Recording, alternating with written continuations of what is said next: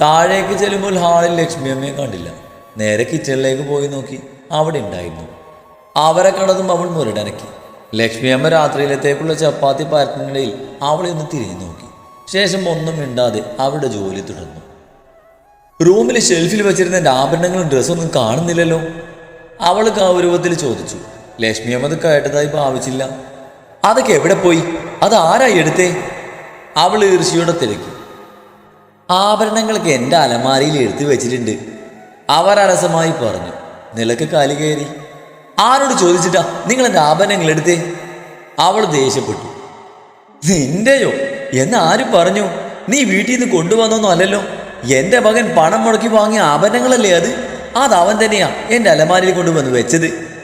പിന്നെ നിന്റെ ഡ്രസ്സും മറ്റും അവൻ അന്ന് തന്നെ കത്തിച്ച് കളഞ്ഞു, ലക്ഷ്മിയമ്മ കൂസലില്ലാതെ പറഞ്ഞു. എനിക്ക് ആഭരണങ്ങൾ തിരിച്ചു വേണം, അത് ഞാൻ പറഞ്ഞു വാങ്ങിപ്പിച്ചതാ, അവൾ വാശിയോടെ പറഞ്ഞു. ലക്ഷ്മിയമ്മ അത് മൈൻഡ് ചെയ്തില്ല.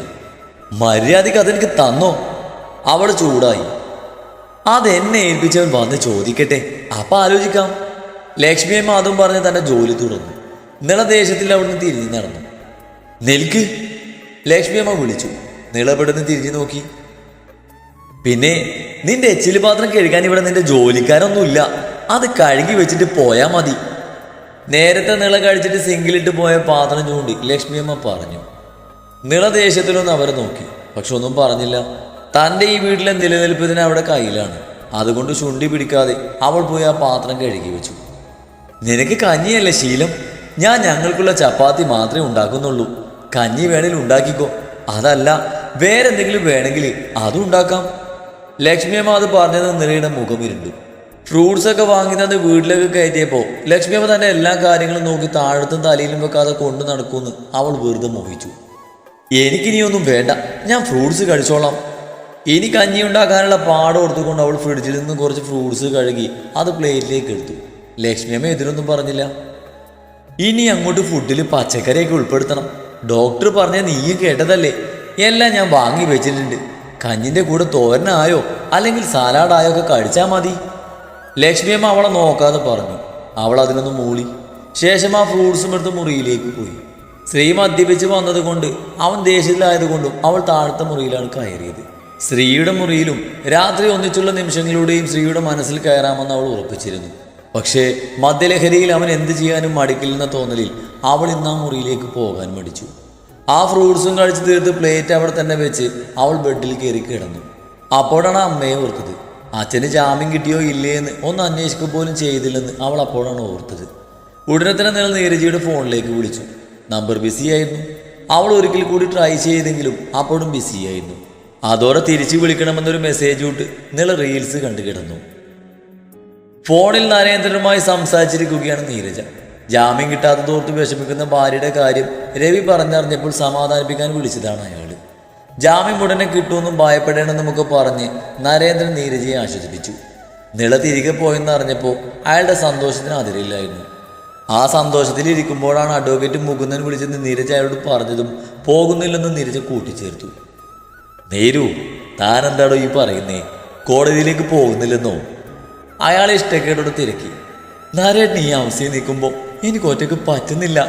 മീരയെ പറ്റിയോ ഹരിയെ പറ്റിയോ എനിക്ക് ചിന്തിക്കാൻ പറ്റുന്നില്ല. നരേട്ടൻ ഓർത്താ എൻ്റെ എല്ലാ ടെൻഷനും, നീരജ കണ്ണീരോടെ പറഞ്ഞു. നരേന്ദ്രൻ അത് കേട്ട് സന്തോഷം തോന്നി. നീരുവിൻ്റെ നാവിൽ നിന്നും മീരയേക്കാൾ പ്രാധാന്യം അവൾക്ക് ഭർത്താവായ താനാണെന്ന് കേൾക്കാൻ അയാൾക്ക് ഒത്തിരി ഇഷ്ടമാണ്. വല്ലാത്ത കൊതിയാണ്. എനിക്ക് 2 ദിവസം കഴിഞ്ഞാൽ ജാമ്യം കിട്ടും നീരു. എന്നെ ഓർത്ത് താൻ ടെൻഷനാവേണ്ട ആവശ്യമില്ലടൂ. ജാമ്യം കിട്ടിയാൽ നമ്മൾ സേഫ് അല്ലേ? പക്ഷേ ഹരി ഇപ്പോഴും കുരുക്കിൽപ്പെട്ട് കിടക്കുക. അവൻ ആ കുരുക്കിൽപ്പെടുത്തിയത് മീരയല്ലേ? അപ്പം നമുക്ക് നോക്കി നിൽക്കാൻ പറ്റുമോ? നാളെ നീ പോയില്ലെങ്കിൽ ഒരു പാവം പയ്യൻ്റെ ജീവിതം തുലയുന്നത്, അതും മീര കാരണം. നിനക്ക് അവർ ഒരുമിച്ച് സന്തോഷത്തോടെ ജീവിക്കുന്നത് കാണേണ്ട നീരു, അയാൾ സ്നേഹത്തോടെ തിരക്കി. നരേട്ടനില്ലാതെ അവളുടെ കണ്ണു നിറഞ്ഞു. എൻ്റെ അവസ്ഥ ഇതായി പോയില്ല നീരു. നീ എന്തിനാ വിഷമിക്കുന്നേ? 2 ദിവസം കഴിഞ്ഞാൽ ഞാനങ്ങ് എത്തില്ലേ. നീ നാളെ പോകാതിരിക്കരുത്. ഞാനുണ്ടായിരുന്നെങ്കിൽ ഉറപ്പായി ഞാൻ പോയേനെ. ഇതിപ്പോൾ എനിക്കെത്താൻ പറ്റാത്ത സാഹചര്യമാണ്. അതുകൊണ്ട് എനിക്ക് വേണ്ടി നീ കോർട്ടിൽ നാളെ പോകണം, നരേന്ദ്രൻ സ്നേഹത്തോടെ പറഞ്ഞു. പോവില്ലേ? നരേന്ദ്രൻ എടുത്ത് ചോദിച്ചത് നീരജി ഒന്ന് മൂളി. പിന്നെ അധിക വിശേഷങ്ങൾ പറയാൻ നിൽക്കാതെ വളരെ ചുരുങ്ങിയ സമയത്തിനുള്ളിൽ ആ കോള് കട്ടായി. അതോടെ നാളെ പോകണമെന്ന് നീരജ് തീരുമാനിച്ചു. ഒരിക്കൽ കൂടി മുകുന്ദനെ പിടിച്ച് കാര്യങ്ങളൊക്കെ ഒരു വ്യക്തത വരുത്തി. അതിനുശേഷമാണ് അവൾ നിലയുടെ മെസ്സേജ് കണ്ടത്. തിരിച്ചു വിളിച്ച് അവളോട് കാര്യങ്ങളൊക്കെ വിശദീകരിച്ച് പറഞ്ഞു കൊടുത്തു. സംസാരം നീണ്ടുപോയി. പതിയെ നിലക്ക് ഉറക്കം വരുന്നത് പറഞ്ഞു പോയി. അങ്ങനെ നീരജ് വീണ്ടും തനിച്ചായി. ആ ഹാളിലെ വലിയ സോഫയിൽ നീരജ് നീണ്ടു നിവർന്ന് കിടന്നു. വിശ്വൻ രാത്രി ഭക്ഷണം കഴിക്കാതെ വന്ന് കിടക്കുന്നത് കണ്ട് മധു അയാൾക്ക് അടുത്തേക്ക് വന്നു. വിശ്വേട്ടാ, അല്പം ഗൗരവത്തിലാണ് മധു വിളിച്ചത്. വിശ്വൻ കരുതി ഭക്ഷണം കഴിക്കാൻ വിളിക്കാൻ വന്നതാവുന്നു. വിശ്വേട്ടാ, അവര് വീണ്ടും വിളിച്ചു. നീയൊന്ന് പോയേ, ശല്യം ചെയ്യാതെ. വിശ്വൻ അതും പറഞ്ഞ് കമിഴ്ന്ന് കിടന്നു. എനിക്ക് പറയാനുള്ളത് പറഞ്ഞിട്ടേ ഞാൻ പോകൂ, മധു തറപ്പിച്ച് പറഞ്ഞു. എങ്കിൽ പറഞ്ഞു തൊലക്ക്, വിശ്വൻ അലസമായി പറഞ്ഞു. നീയൊക്കെ എത്രയും വേഗം യോഗ്യനായൊരു പയ്യനെ കണ്ടുപിടിക്കണം. മധുവിൻ്റെ ആവശ്യം കേട്ട് വിശ്വൻ തലയുയർത്തി നോക്കി. ഞാൻ ആ അർജുനോടും അവൻ്റെ വീട്ടുകാരോടും വെല്ലുവിളിച്ചതാ അവനേക്കാൾ യോഗ്യനായ പയ്യനെ കണ്ടെത്തൂന്ന്. അത് നടക്കണം. എത്രയും വേഗം അവരെയൊക്കെ നോക്കി നിൽക്കെ എൻ്റെ മോളുടെ വിവാഹം നടത്തണം. ഇതെൻ്റെ വാശിയാ, മധു വാശിയോടെ പറഞ്ഞു. നിനക്ക് വാശിയുണ്ടെങ്കിൽ നീ പോയി നടത്തിക്കോ. കൊമ്പത്തെ പയ്യനെ കൊണ്ടുവരുമെന്ന് നീയല്ലേ വെല്ലുവിളിച്ചത്, പോയി കൊണ്ടുപാടി. വിഷൻ പൂജിച്ചു. നിങ്ങൾക്ക് എന്താ എന്നോട് ഇത്ര ദേഷ്യം? ആ അർജുന എന്തുണ്ടായിട്ടാ നിങ്ങൾ ഈ നിരാശപ്പെടുന്നേ? അവനല്ലാതെ ലോകത്ത് വേറെ ആൺപിള്ളാരില്ലേ? മധു ചീറി. ഞാൻ അമ്മയോട് തറവാടിന്റെ ഷെയർ ചോദിക്കാൻ പോകുക, മധു പറഞ്ഞു. എന്തിന്? വിഷൻ ദേഷ്യത്തോടെ എഴുന്നേറ്റിരുന്നു. അത് വിറ്റിട്ട് വേണം വലിയൊരു കുടുംബത്തിലേക്ക് ദിയെ പറഞ്ഞു വിടാൻ. അല്ലാതെ മോളെ കെട്ടിച്ചേക്കാൻ നിങ്ങളുടെ കയ്യിൽ എന്താ ഉള്ളത്? മധു പുച്ഛിച്ചു. അവളെ മാന്യമായി ഇറക്കി വിടാനുള്ള ശേഷിയൊക്കെ എനിക്കുണ്ട്, വിഷൻ ദേഷ്യത്തോടെ പറഞ്ഞു. മധുവിന് പുച്ഛം മാത്രം. നിങ്ങൾ കുറെ ഇറക്കും, നടക്കുന്നത് വല്ലതും പറ. ഇതിപ്പോ തറവാടിന്റെ ഷെയർ ആകെയുള്ള ആശ്വാസം. എന്റെ ഷെയർ വാങ്ങി എടുക്കുന്നതിനുള്ളിൽ ദിയമോൾക്ക് നല്ലൊരു പയ്യനെ കണ്ടെത്തണം. എന്നിട്ട് എന്റെ ഷെയർ വിറ്റിട്ട് ദിയമോൾ അന്തസ്സായി ആണത്തിന് കൈപിടിച്ച് കൊടുക്കണം, മധു പറഞ്ഞു. അല്ല, നീ കുറെ നേരമായല്ലേ ഈ ഷെയർ എന്ന് പറയുന്നു. ഏത് ഷെയറിന്റെ കാര്യമാണ് ഈ പറയുന്നേ? നിന്റെ ഷെയറൊക്കെ നിന്റെ അച്ഛൻ നിനക്ക് നേരത്തെ തന്നതല്ലേ. ഈ വീട്ടിൽ നിനക്ക് എന്ത് ഷെയറാ ഉള്ളേ? ഇത് മഹിയുടെ പേരിലല്ലേ ഉള്ളത്. വിഷൻ പറയുന്നത് കേട്ട് മധുവിന്റെ മുഖം വീർത്തു. അച്ഛനെല്ലാം ഏട്ടനെ എഴുതി കൊടുത്തെന്ന് കരുതി എനിക്ക് കയ്യും കെട്ടി നോക്കി നിൽക്കാൻ പറ്റുമോ? തറവാട് പാരമ്പര്യ സ്വത്താണ്, അതിലെനിക്ക് ഏട്ടൻ്റെ അതേ അവകാശമാണ്, മധു വാദിച്ചു. അവകാശം പറഞ്ഞങ്ങ് ചെല്ലു നീ, വിഷൻ പൂജിച്ചു. ചെല്ലും, അത് ഞാനെന്തിനു പേടിക്കണം? എൻ്റെ അവകാശമല്ലേ ഞാൻ ചോദിക്കുന്നേ, മധുവിൻ്റെ സ്വരം കെടുത്തു. എങ്കിൽ പോയി ചോദിക്കുന്നീ, നിന്റെ അമ്മ കാർക്കിച്ചു തൂപ്പും നിന്റെ മുഖത്ത്. വിഷൻ അത് പറഞ്ഞത് കേട്ട് മധുവിന് വാശി കയറി. കാറ്റ് പോലെ അവർ വെട്ടിത്തിരിഞ്ഞ് മുറിയിൽ നിന്ന് ഇറങ്ങിപ്പോയി. വിഷൻ ദീർഘമായി നിശ്വസിച്ചുകൊണ്ട് ബെഡിലേക്ക് ചാരിയിരുന്നു. വിഷനോട് ചൂടായി മധു നേരെ ചെന്നത് മീനാക്ഷിയമ്മയുടെ മുറിയിലേക്കാണ്. ചാരി വെച്ച റൂമിന്റെ ഡോറ് തുറന്ന് മധു അകത്തേക്ക് ചെന്നു. മീനാക്ഷിയമ്മ ബെഡിൽ ചാരി കണ്ണുകൾ അടച്ചിരിപ്പാണ്. ഡോറ് തുറക്കുന്ന ശബ്ദം കേട്ട് അവർ കണ്ണുകൾ തുറന്നു നോക്കി. മധുവിനെ കണ്ട ആ മുഖം ഇരുണ്ടു. എനിക്ക് അമ്മയോട് ഗൗരവമുള്ളൊരു കാര്യം സംസാരിക്കണം, മധു പറഞ്ഞു. എനിക്കിപ്പോൾ ഒന്നും കേൾക്കണമെന്നില്ല, ഒന്ന് ഉറങ്ങാൻ വിട്, അതും പറഞ്ഞ് ലക്ഷ്മിയമ്മ ബെഡിലേക്ക് കിടന്നു. അമ്മ കിടന്നോ? പറയാനുള്ളത് പറഞ്ഞിട്ട് ഞാനങ്ങ് പോക്കോളാം, അതും പറഞ്ഞ് മധു ബെഡിൽ വന്നിരുന്നു. അർജുനുമായുള്ള ദിയമോളുടെ വിവാഹം ഞങ്ങൾ വേണ്ടെന്നങ്ങ് വെച്ചു. ആ ചെക്ക ശരിയല്ലമ്മേ, അവന് മാത്രല്ല അവൻ്റെ വീട്ടുകാരും, അതുകൊണ്ട് ഞാനത് വേണ്ടെന്ന് വെച്ചു, മധു പറഞ്ഞു. മീനാക്ഷിമ കണ്ണു തുറക്കാതെ അങ്ങനെ കിടന്നു. അതിനേക്കാൾ നല്ലൊരു പയ്യനെ കണ്ടെത്തി മുടങ്ങിപ്പോയ എൻഗേജ്മെന്റിന് പകരം വിവാഹം തന്നെ നടത്തണം, എത്രയും വേഗം. മധു അമ്മയെ നോക്കി പ്രതികരണം അറിയാൻ. പക്ഷെ പുള്ളിക്കാരി കണ്ണു തുറന്ന് നോക്കാൻ കൂട്ടാക്കുന്നില്ല. അമ്മക്ക് അറിയാലോ എൻ്റെ കയ്യിൽ ഒന്നുമില്ലെന്ന്, വിഷേട്ടിൻ്റെ ബിസിനസ്സിൽ നിന്നും വലിയ മെച്ചമൊന്നും ഇല്ലെന്നും അമ്മക്ക് അറിയാലോ.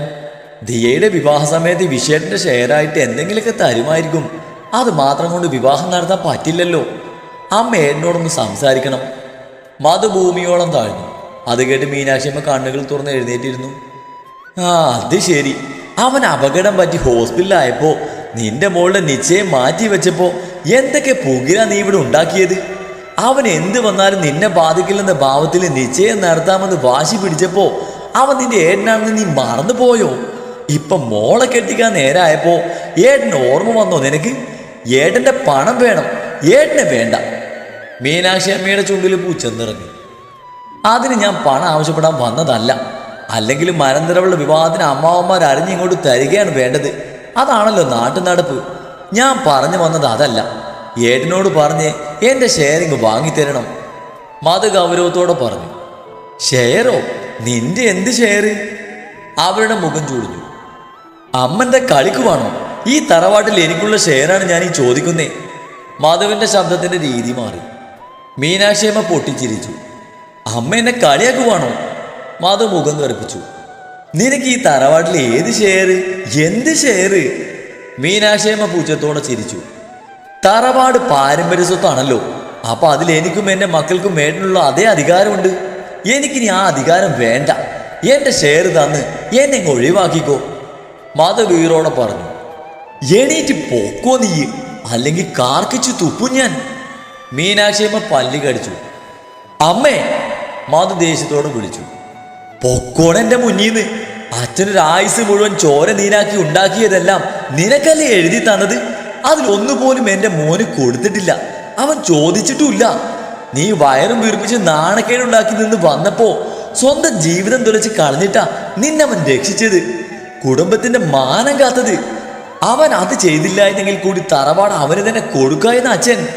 അവൻ വളർത്തിക്കൊണ്ടുവന്ന കമ്പനി അവനെ എഴുതി കൊടുത്തപ്പോ ഞാൻ കണ്ടതാ നിന്റെ ഈ തുള്ളല്. അവന് കൊടുത്തതൊക്കെ പെരുപ്പിച്ചപ്പോ നീ എല്ലാം നശിപ്പിച്ചു കളഞ്ഞു.